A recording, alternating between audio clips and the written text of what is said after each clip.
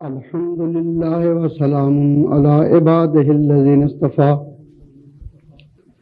خصوصا على سيد الرسل وخاتم الأنبياء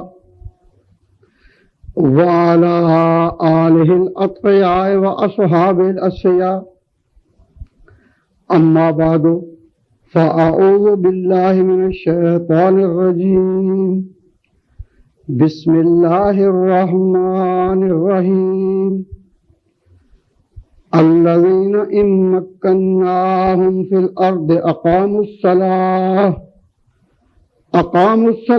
وآتوا الزكاة وأمروا بالمعروف ونهوا عن المنكر.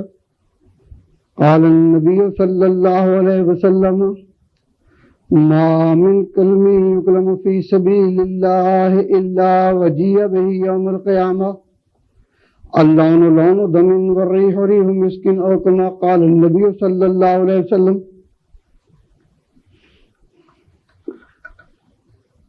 اسلام کی تاریخ میں، مسلمانوں کی تاریخ میں یہ محرم کی آمد اور اس میں حضرت حسین رضی اللہ تعالیٰ عنہ کی شہادت ایک اہم واقعہ ہے۔ اخبارات میں، جرائد میں اور عام بیانات میں اور مجلسوں میں اسے مختلف رنگوں میں بیان کیا جاتا ہے۔ ہم نے دیکھا کہ جو لوگ یہ قاعدے اور رسالے بیچتے ہیں، بچپن کی یاد ہے کہ وہ آواز لگایا کرتے تھے کہ جنگ نامہ کربلا، جنگ نامہ، کہ کربلا کا جنگ نامہ جو ہے وہ خرید لو۔ پنجابی میں کچھ اس کے اشعار بھی یاد ہیں، اور یوں سمجھا جاتا تھا کہ محرم میں کربلا میں کوئی بڑی جنگ ہوئی، اور جب کبھی لوگ بیٹھتے تو کہتے کہ بھائی وہ جنگ کربلا کا کوئی حال سناؤ۔ تو جنگ کا لفظ ایک بہت بھاری لفظ ہے اور بہت اہم لفظ ہے، اور یہ نام آتے ہی اس کے کچھ مقتضیات، کینوٹیشنز اس کے ارد گرد جمع ہو جاتے ہیں۔ اس سلسلہ میں میں یہ بات عرض کروں گا کہ نبی پاک صلی اللہ علیہ وسلم نے اسلامی جہاد کا امر بھی فرمایا اور عمل بھی فرمایا، اسلامی جہاد کے مسائل بھی بیان کیے اور خود جنگیں بھی لڑیں۔ تو نبی پاک صلی اللہ علیہ وسلم کی سیرت یہ رہی کہ جب کبھی جنگ کو جاتے، بڑے بڑے اکابر صحابہ کی سیرت بھی یہ رہی کہ جب کبھی جنگ کو جاتے تو بچوں کو ساتھ نہیں لے جاتے، چھوٹے چھوٹے معصوم بچے، ان پر نہ جہاد فرض ہے اور نہ وہ جہاد کے اہل اور متحمل ہوتے ہیں۔ وہ نبی پاک صلی اللہ علیہ وسلم، حضرت ابوبکر صدیق، حضرت عمر فاروق، عثمان غنی، علی مرتضیٰ، ان کا طریق یہی رہا کہ جن جن جنگوں میں انہوں نے حصہ لیا تو وہ اپنے چھوٹے بچوں کو ساتھ لے کر نہیں گئے۔ چھوٹے بچوں کو ساتھ لے کر جنگ لڑنا تو خود بچوں پر ظلم ہے۔ بڑے لوگ تو اپنے حالات کو خود ترتیب دے سکتے ہیں، مگر بچے تو اس کے لیے نہیں۔ اور جن واقعات میں ملتا ہے کہ عورتیں جنگ میں گئیں تو وہ عورتیں لڑنے کے لیے نہیں، وہ تیمارداری کے لیے کہ زخمی جو تھے وہ عورتوں کے سپرد کر دیے جاتے، وہ ان کی مرہم پٹی کرتی، اور وہ جنگ میں آگے نہیں پیچھے ہوتی۔ اور وہ اسی طرح جس طرح انتظام کرنے کے لیے کوئی خاص شعبہ ان کے سپرد کر دیا گیا ہو۔ بعض اوقات جہاد میں ٹائم زیادہ بھی لگ جاتا تو کھانے وانے کی ترتیب دینے کے لیے اور انتظام کے لیے بھی ان کی ہوتی ہے، لیکن لڑنے کے لیے حضور، صحابہ اور یہ اکابر دین کبھی بچوں کو ساتھ لے کر نہیں گئے۔ اور یہ جو کربلا کا واقعہ ہے، اس میں ناقابل انکار شہادتیں ہیں کہ حضرت حسین رضی اللہ تعالیٰ عنہ کی بیوی بھی، بہن بھی، بہن کے بچے بھی ان کے اپنے بچے بھی اس میں موجود تھے۔ تو انسان سوچتا ہے کہ اگر یہ کوئی جنگ ہوتی اور حضرت حسین رضی اللہ تعالیٰ عنہ یہاں جنگ کے ارادہ سے آئے ہوتے تو کیا ہو سکتا ہے کہ حضرت حسین جیسے سکہ بزرگ جو ہے وہ اپنے نانا کی سنتوں کو چھوڑ کر بچوں کو میدان جنگ میں لے آئیں۔ اور پھر بعض لوگ یہاں تک بیان کرتے ہیں کہ حضرت حسین کا چھوٹا بچہ علی اصغر پیاسا تھا اور وہ اس کو ہاتھ میں لے کر اس کے لیے پانی کی آواز دے رہے تھے اور کہہ رہے تھے کہ بھئی اس بچے پر تو رحم کرو، پانی دو، اور پانی کی بجائے سیدھا تیر آیا جو حضرت علی اصغر کے پیوست ہو گیا۔ یہ واقعہ آپ نے کئی جگہ سنا ہوگا۔ تو ذرا سوچیں کہ باپ اس طرح بچے کو پیش کرے کہ تیر اس پر آ جائے، یہ کوئی عقل و حیرت، عقل و بصیرت اور فہم و فراست اس کو مانتے ہیں؟ بتا عقل انسانی کوئی حل اس معاملے کا۔ انسان اس میں بالکل حیران ہو جاتا ہے کہ ایک طرف اس کا نام ہے جنگ کربلا، جنگ، اور دوسری طرف بچے عورتیں اس میں دکھائی دے رہے ہیں۔ تو واقعہ یوں نہیں، حضرت حسین رضی اللہ تعالیٰ عنہ کو کربلا میں ظلمن مارا گیا، ظلمن شہید کیا گیا، ان پر ظلم کر کے ان کو مارا گیا، جنگ لڑتے نہیں۔ یہ چھوٹے چھوٹے بچوں کو، بھائیوں کو، سب کو شامل کر کے 70 کے قریب یہ نفوس سے سارے کل۔ تو اب ایک طرف فوجیں ہزاروں کی تعداد میں، تو یہ کوئی لڑنے کا تو کیا، پھر لڑنے کا یہ طریقہ ہے کہ بچوں کو آگے کر دینا اور ان کو کہنا جی یہ شہادت کا مقام ہے۔ ایک ہے کسی کا شہید ہونا، ایک ہے کہ خود اس کو شہادت کا ٹیکہ لگا دینا۔ تو اصل بات یہ ہے کہ ہم آج کل ہمارے دوستوں کا دین کے لیے وقت نکالنا، کوئی بات سننا یا پڑھنا، یہ تقریباً متروک ہو گیا۔ یعنی لوگ دین کی بات سمجھنے کے لیے خود پڑھ کر اپنے سرمایہ ایمان کو اور اپنے نظریہ کو، اپنے عقیدہ کو محفوظ کرنا، اس کے لیے وقت نہیں۔ کاروبار کے لیے وقت ہے، کھانے پینے کے لیے وقت ہے، ہالیڈے کے لیے وقت ہے، لیکن اپنے عقیدے کو محفوظ کرنے کے لیے اور بچانے کے لیے خود کتابوں کو پڑھنا اور ان کا مطالعہ رکھنا یا اخبارات اور جرائد میں دیکھنا، اس کے لیے وقت نہیں۔ اور بڑے بڑے سمجھدار قسم کے لوگ جو دنیوی طور پر سمجھدار ہیں، وہ دیکھے کہتے جی یہ جنگ نامہ کربلا سناؤ، یا جنگ کربلا کا کوئی حال سناؤ، کیسے جنگ ہوئی، اور یہ سوچتے نہیں کہ اس کا پس منظر کیا ہے۔ میں اس طرف توجہ دلاؤں گا کہ حضرت علی مرتضیٰ چوتھے خلیفہ راشد، انہوں نے سیٹ آف دی گورنمنٹ، دارالحکومت یا کیپٹل جسے کہتے ہیں، اس کو چینج کر دیا تھا، بدل دیا تھا مدینہ سے عراق میں۔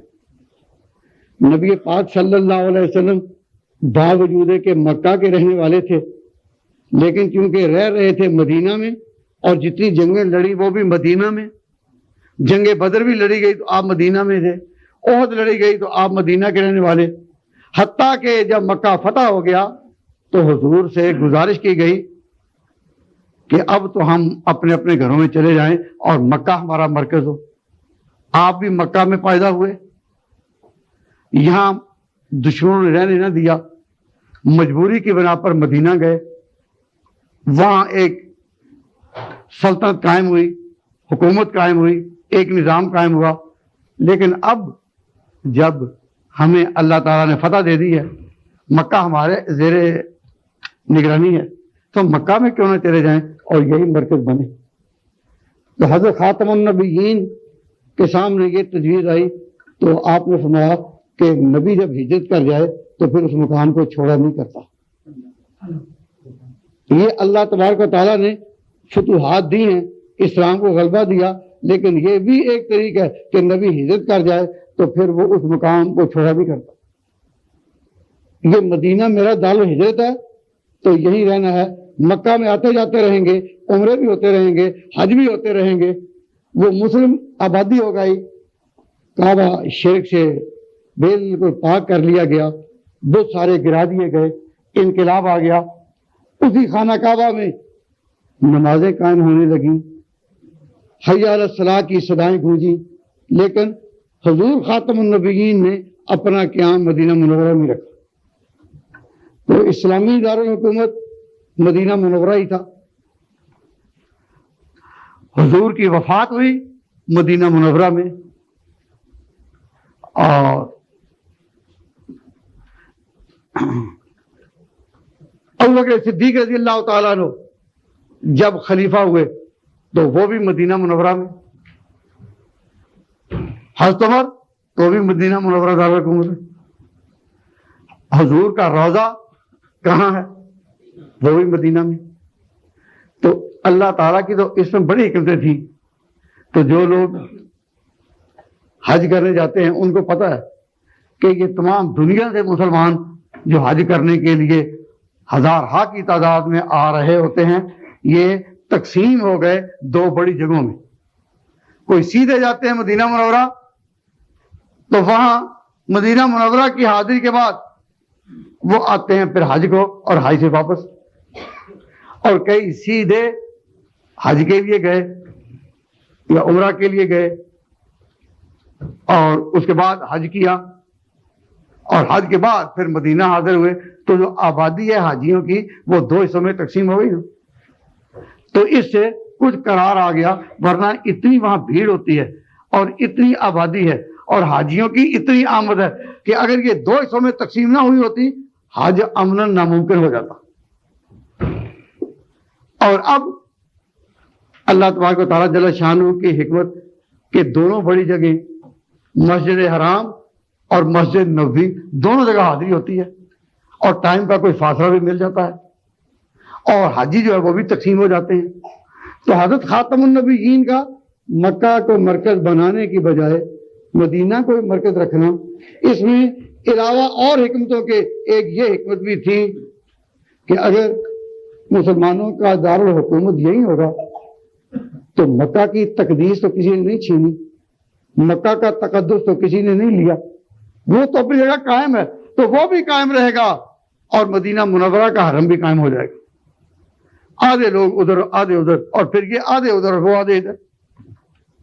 تو نبی پاک صلی اللہ علیہ وسلم نے اسی کو مرکز رکھا، حضرت ابوبکر صدیق نے بھی اسی کو مرکز رکھا، حضرت عمر نے اسی کو مرکز رکھا، پھر حضرت عثمان کا دور آیا انہوں نے بھی اسی کو مرکز رکھا، پھر حضرت علی کا دور آیا تو حضرت علی نے بعض مجبوریوں کی بنا پر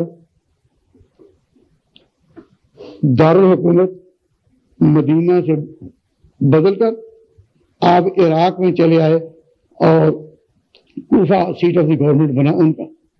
وہ چوتھے خلیفے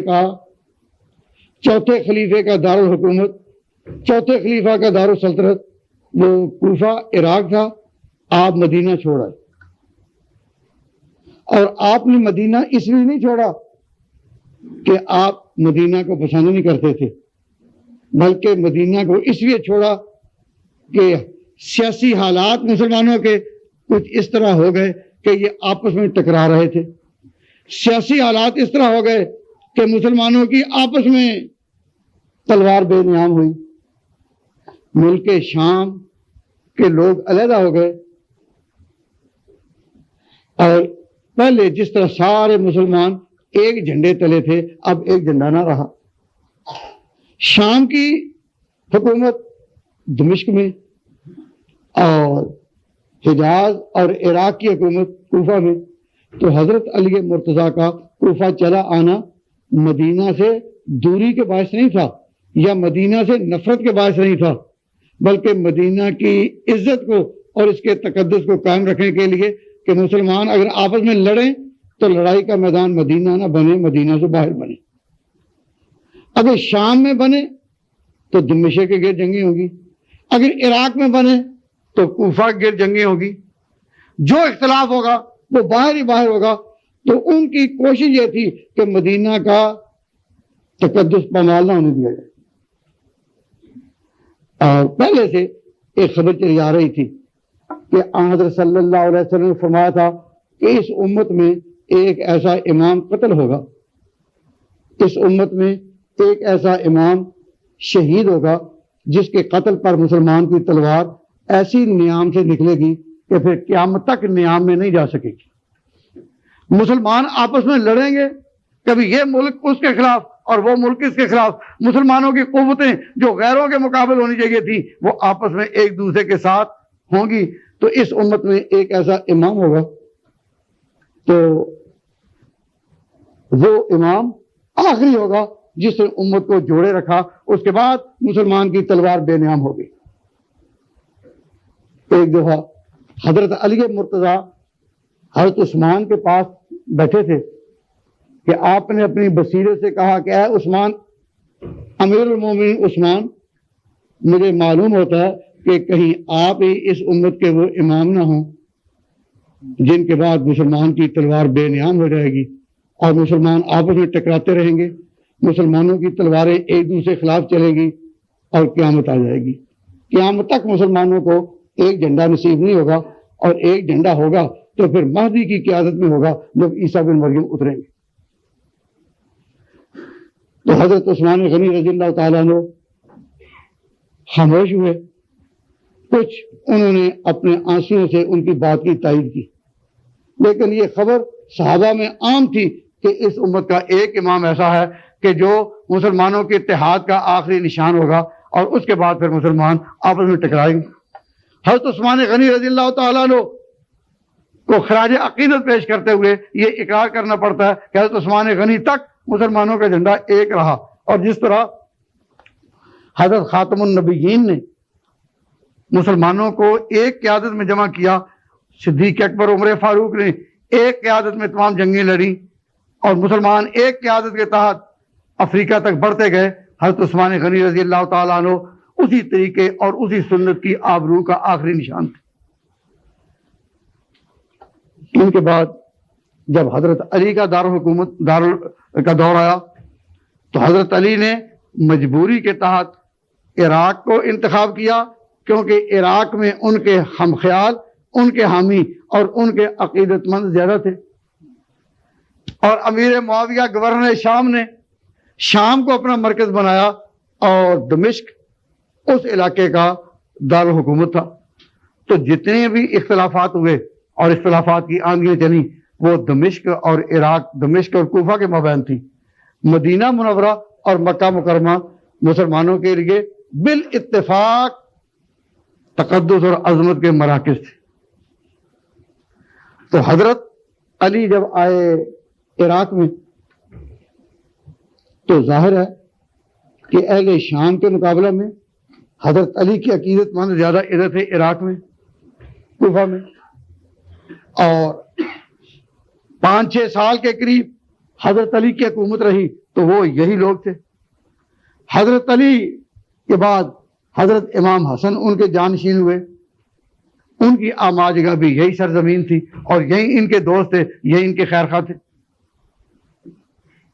تو یہ لوگ تھے اس پرانے اخوت، خلت اور دوستی کے تعلق کے پیش نظر حضرت امام حسن انہی میں کھیلے، حضرت حسین انہی میں کھیلے، انہی میں رہے.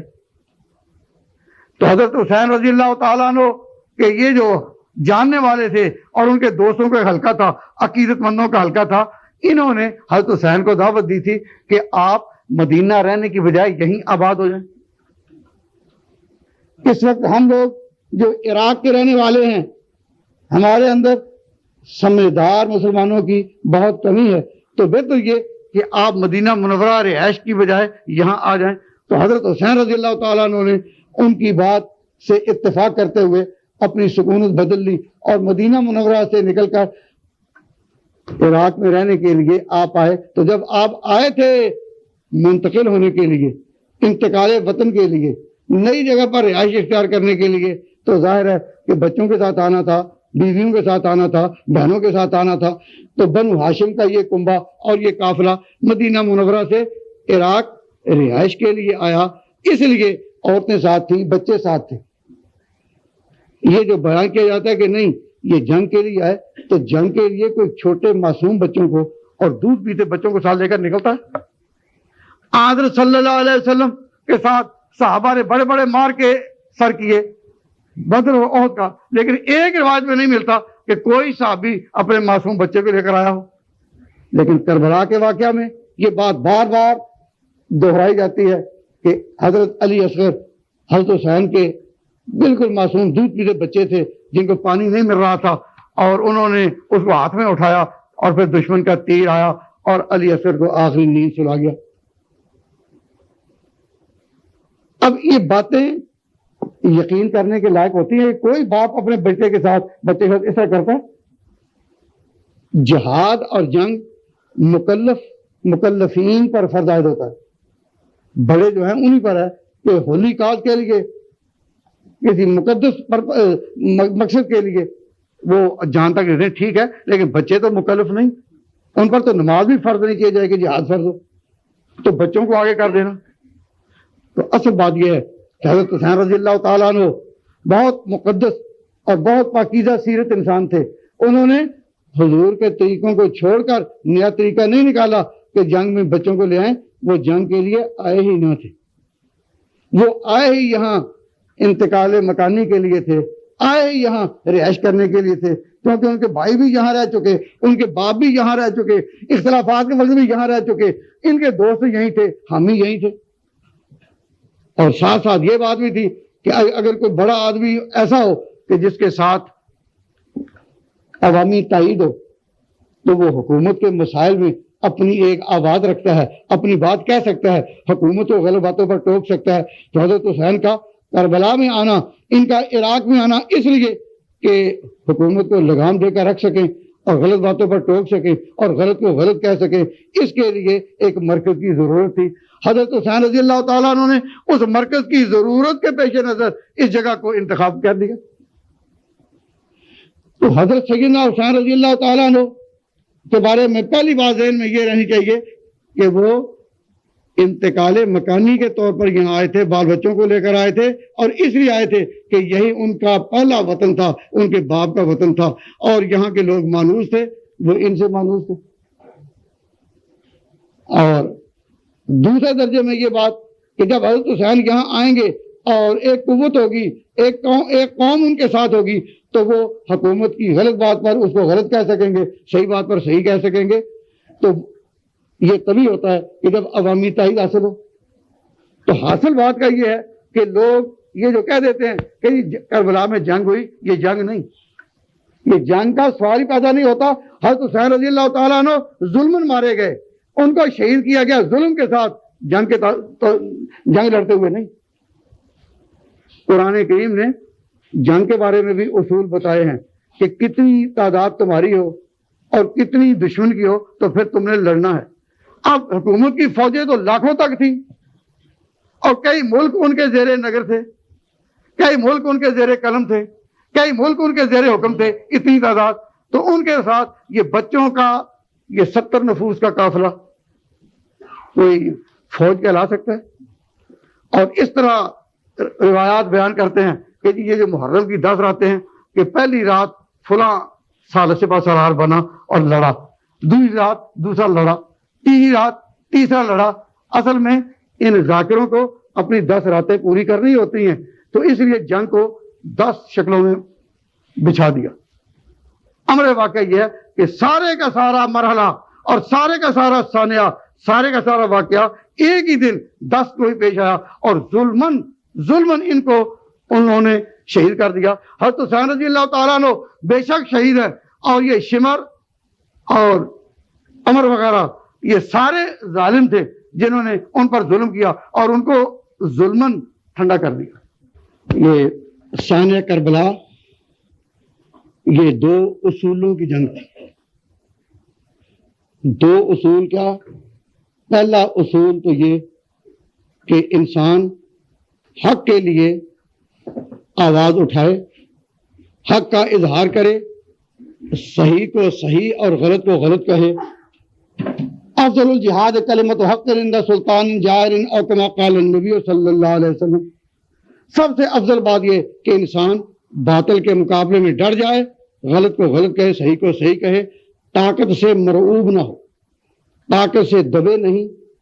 حق اور سچائی میں اتنی آواز ہے اور اتنی قوت ہے کہ جو قوم بھی سچ کو لے کر کھڑی ہوتی ہے اللہ تبارک و تعالیٰ آخر میں اس کو کامیابی عطا فرماتے ہیں۔ باطل جو ہے اس کا حق، اس کا وجود جال کی طرح ہوتا ہے، جس طرح پانی یا سمندر کے اوپر جھاگ آ جائے اللہ تبارک و تعالیٰ آخر میں اس کو کامیابی عطا فرماتے ہیں۔ باطل جو ہے اس کا حق، اس کا وجود جال کی طرح ہوتا ہے، جس طرح پانی یا سمندر کے اوپر جھاگ آ جائے۔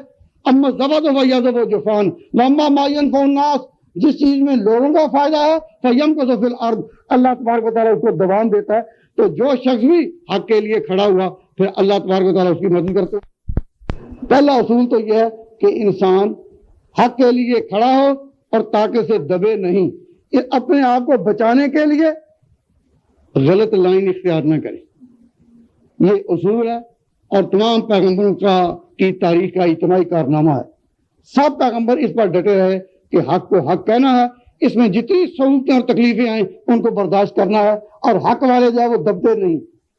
جو لوگ دب جائیں ان کو قرآن مستضعفین کہتا ہے، اور قرآن پاک میں ہے کہ مستضعفین کی موت کا جب وقت آتا ہے تفصام الملائکہ، تو جب فرشتے اس کی جان نکالتے ہیں یضربون وجوہہم، تو ان کی جو ضربیں آتی ہیں وہ پوچھتے ہیں کہ تم نے زندگی کس طرح گزاری؟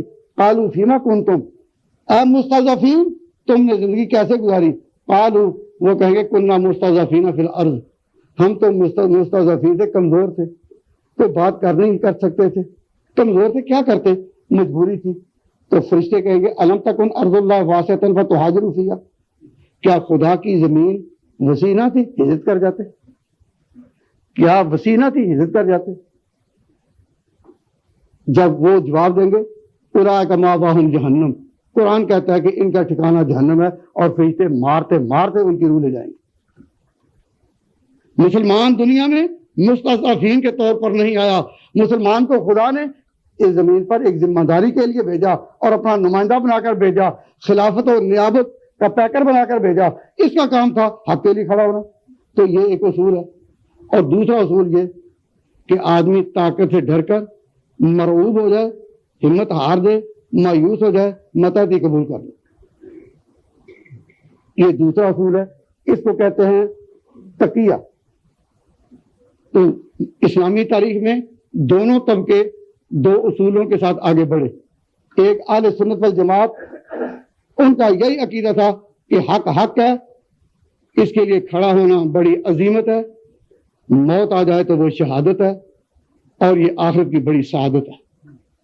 دوسری طرف شیعہ کا عقیدہ یہ تھا کہ اگر طاقت نہ ہو تو تم باطل کی ہاں میں ہاں ملاؤ، جس طرح کہ حضور کی وفات کے بعد ابوبکر صدیق خلیفہ برحق نہ تھے ان کے عقیدہ میں، وہ اپنے عقیدے میں کہتے ہیں وہ خلیفہ برحق نہ تھے، لیکن حضرت علی نے ان کو مانا کیونکہ ان کے پاس آدمی نہیں تھے، فوجیں نہیں تھی۔ حضرت عمر کو بھی کہتے ہیں خلیفہ برحق نہیں، لیکن علی نے مانا کیوں؟ اس لیے مانا کہ پاس طاقت نہیں تھی، لوگ ساتھ نہیں تھے، لوگ ان کے ساتھ تھے۔ پھر حضرت عثمان غنی خلیفہ ہوئے، اس کے بارے میں بھی شیعہ کا یہی عقیدہ ہے کہ حضرت علی نے ان کو بھی اس لیے مانا کہ طاقت ان کے پاس تھی، ان کے پاس نہ تھی۔ تو خلفائے ثلاثہ کے ساتھ فوجی ان کے ساتھ، انتظام ان کے پاس، عوامی ووٹ اور رائے ان کے پاس، اور سارے مسلمان اس دور کے ان کے ساتھ تھے، اور علی مرزا کا ساتھ دینے والا کوئی نہیں تھا۔ تو انہوں نے جھک کر ان کی ہاں میں ہاں ملا دی اور ان کے گلزور قبول کر لیا۔ تو شیعہ سنی کا سارا اختلاف اسی پر تھا کہ اہل سنت والجماعت کہتے ہیں کہ پہلے تینوں خلیفہ جو ہیں، بلکہ چار، یہ اللہ تعالیٰ کے رضا یافتہ تھے، حضور کے طریقے کے مطابق تھے، حضور کے دین کو آگے لے جانے والے تھے، اور اسلام کی کشتی کو کھینے والے تھے۔ اور شیعہ کہتے ہیں کہ نہیں، یہ تین جو تھے وہ حق پر نہیں، انہوں نے حضرت علی کا حق چھینا تھا، تو حضرت علی نے ان کی حکومت اس لیے قبول کر لی کہ ان کے پاس طاقت نہ تھی۔ تو جو دو اصول تھے، ایک کا نام ہے عظیمت، ایک کا نام ہے رخصت، ایک کا نام ہے جرت، دوسرے کا نام ہے تقیہ، یہ دو اصول آپس میں ٹکرا رہے تھے جس پر شیعہ سنی کی تاریخ چلی۔ اہل سنت والجماعت شروع سے اس بات کے قائل ہے کہ حضور کا دین، حضور اپنے دین میں اور اپنے مشن میں کامیاب ہوئے، اسی کامیابی کا سہرا ابو بکر کے سر پر رہا، پھر اسی کامیابی کا سہرا حضرت عمر کے سر پر رہا، اسی کامیابی کے ساتھ قافلہ کرام آگے بڑھتا رہا۔ حضرت عثمان بھی اسی عقیدے کے اور حضرت علی بھی اسی عقیدے کے تھے کہ تم نے حق کے لیے کھڑا ہونا ہے۔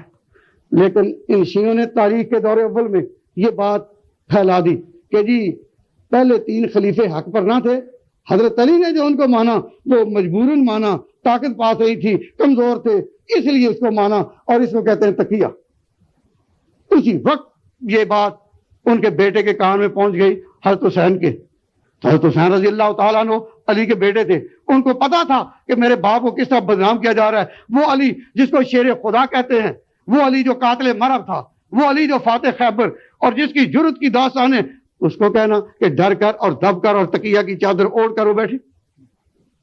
اور اپنی کتابوں میں ان لوگوں نے یہاں تک لکھ دیا کہ فاطمہ الزہرا اپنے خاوند کو تانا دیتی تھی کہ تو بالکل نامرد ہو کر کیوں بیٹھ گیا ہے، گھر میں بیٹھا ہے۔